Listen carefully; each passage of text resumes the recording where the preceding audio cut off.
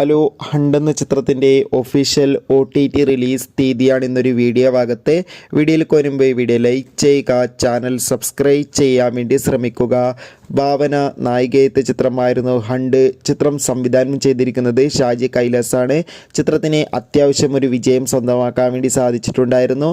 എന്നാലും എല്ലാ സിനിമാ പ്രേമികളും ഒരേപോലെ ഹണ്ട് എന്ന ചിത്രത്തിൻ്റെ OTT റിലീസിനായി കാത്തിരിക്കുകയായിരുന്നു. ഫൈനലി ചിത്രത്തിൻ്റെ OTT അവകാശങ്ങളൊക്കെ മനോരമ എന്ന OTT പ്ലാറ്റ്ഫോം സ്വന്തമാക്കിയെന്ന് ഒഫീഷ്യലായി കൺഫേം ആക്കിയിട്ടുണ്ട്.